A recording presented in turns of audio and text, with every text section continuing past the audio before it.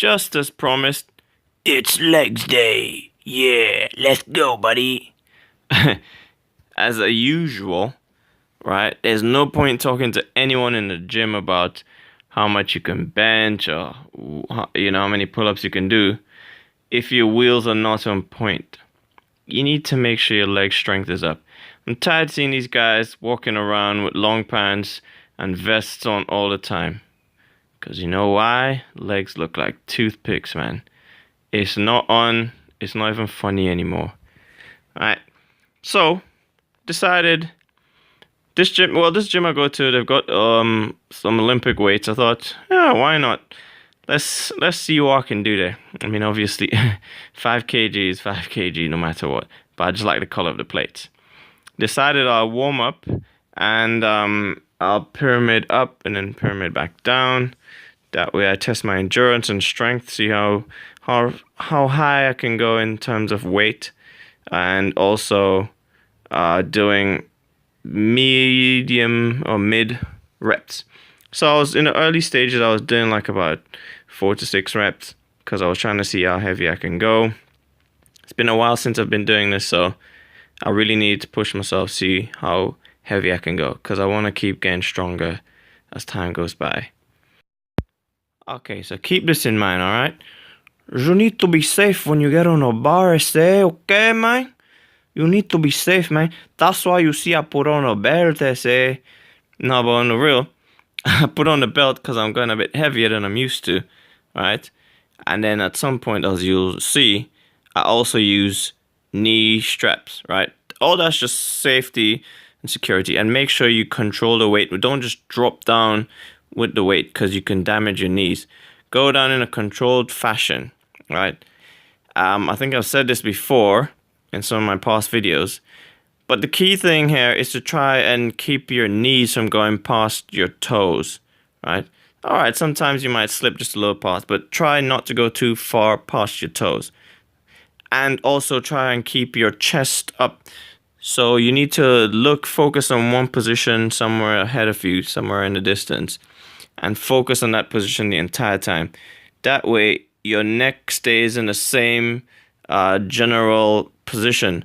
Because whenever you start moving your head up and down, you start losing balance. You look down, you lean forward a bit. You look up, you lean back a bit, and you lose balance. All right. What you're trying to do with this motion is like you're sitting down, right? And then the bar is meant to be in line with your your midsection and the heel of your feet. And then when you come up, you drive through the heel of your feet. Your whole foot should be in contact with the floor at that point, but you drive through with the heel of your feet. So you put all the effort on your quads.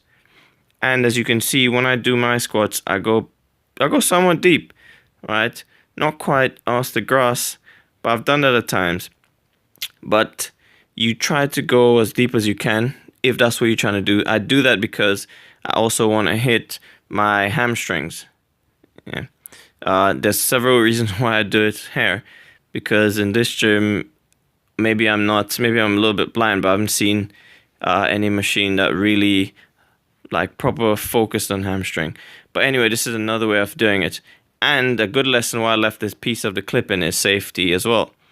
I forgot to put the clips on the bar at this point, so when I took the bar off the rack, one of the plates slipped a bit, so I decided, let's be safe.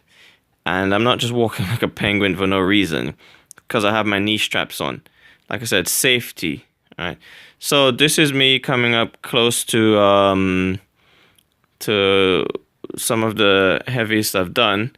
The next thing is, though, I'm not going to go stupidly heavy without someone there to spot me, someone there that I fully trust to spot me.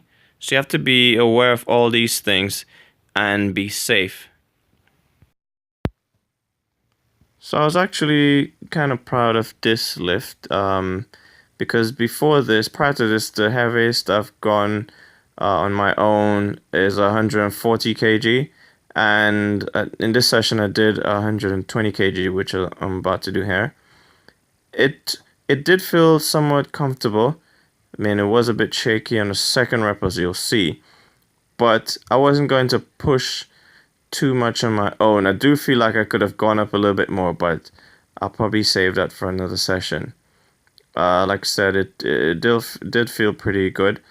But the key thing here, if you look, even though I was struggling a little with the second rep now, the key thing was me trying to keep my focus. So I kept my head looking at the same position for the entire motion. That way, I didn't lean forward and rock up and down or anything like that. And then from there, I decided, okay, let's go back down. Dropped one of the 25 kg plates, put on a 20 kg plate to replace that, and then tried to bang out a few reps. I probably did about 3 here or something, because, you know, even though I dropped the weight, still felt as if it was the same. But that's the way it is, man. Gotta go hard. You gotta go hard, man. It's I don't believe in this go hard or go home. It's go hard, then go home. We ain't got time for quitters or nobody getting left behind here. Either you're doing it or you're doing it. Like I say, put some respect on my squats, man. Either is we doing this squat or is we gonna do it? Simple as that. No other option. So yeah. And then lastly, I just, dropped the 20 kg and decided to rep it out a bit. Well, I probably got about 4 or 5 reps here. Because even though I felt pretty good and the weight was a bit lower, man, fatigue, the muscle endurance was not great, but I got a few reps out of it, so that was good. Anyway, as usual, y'all should check out the rest of my videos. Subscribe, like, and share, all that good stuff. See you, man. What I ate after. Boom.